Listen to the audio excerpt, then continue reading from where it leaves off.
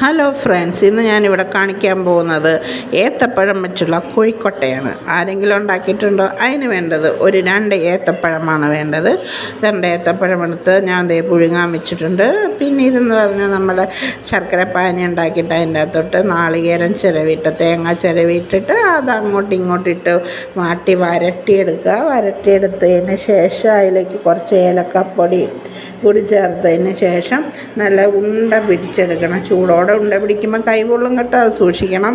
അന്നേരം അല്ലാത്ത ഇത്തിരി ആറിയതിന് ശേഷം വേണം ഉണ്ട പുരട്ടാൻ. നല്ലപോലെ ഉണ്ട പുരട്ടിയതിന് ശേഷം അപ്പം നല്ലപോലെ ഉണ്ട എല്ലാം പുരട്ടരുത്. നമുക്കൊരു 2-3 ഉണ്ട കിട്ടുമായിരിക്കും. ഒരു 7-8 ഉണ്ട ഉണ്ടാക്കാൻ പറ്റിയായിരുന്നു. എനിക്ക് കോഴിക്കോട്ട ഉണ്ടാക്കാൻ പറ്റിയായിരുന്നു. അതുപോലെ ഇത് ഇങ്ങനെ ഉണ്ടാക്കിയെടുത്ത് അത് അങ്ങോട്ട് മാറ്റി അങ്ങ് വെച്ചേക്കണം. എന്നിട്ട് നമ്മുടെ ഏത്തപ്പഴം എടുക്കണം. ഏത്തപ്പഴത്തിന് കുരു പാടില്ല, കറുത്ത കുരു അവിടെ ഇവിടെ കിടക്കുന്ന ഒരു രസം ഉണ്ടാകുക.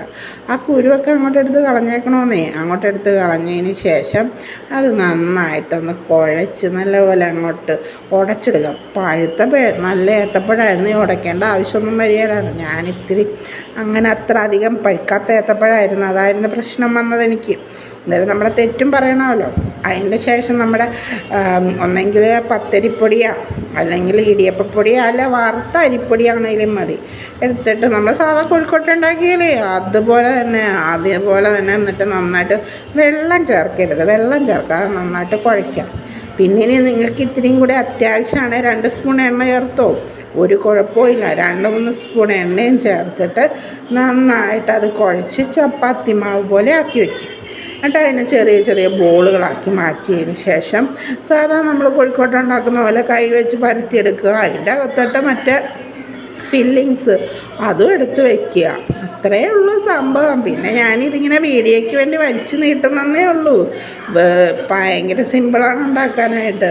ഇതങ്ങോട്ട് എടുത്ത് വെച്ച് കഴിഞ്ഞിട്ട് നന്നായിട്ട് എടുത്തതിന് ശേഷം ഒരു ഭംഗിയൊക്കെ വേണമല്ലോ, നല്ലപോലെ കയ്യിൽ വെച്ച് ഉരുട്ടിയെടുത്ത് ഉണ്ടയാക്കി നമുക്ക് കോഴിക്കോട്ട ഉണ്ടാക്കാം. നല്ലൊരു ഉണ്ട ഉണ്ടാക്കാനായിട്ട് സാധിക്കും. ഒരു 5-6 നല്ല തിളച്ചതിന് ശേഷം വേണം വെക്കാൻ. എന്ന് വെച്ചാൽ ഇതെല്ലാം നമ്മൾ ആവിയിൽ പുഴുങ്ങിയെടുത്ത സാധനങ്ങളാണ്, എല്ലാം വേവിച്ചതാണ്. അതുകൊണ്ട് കുറച്ച് സമയം മതി.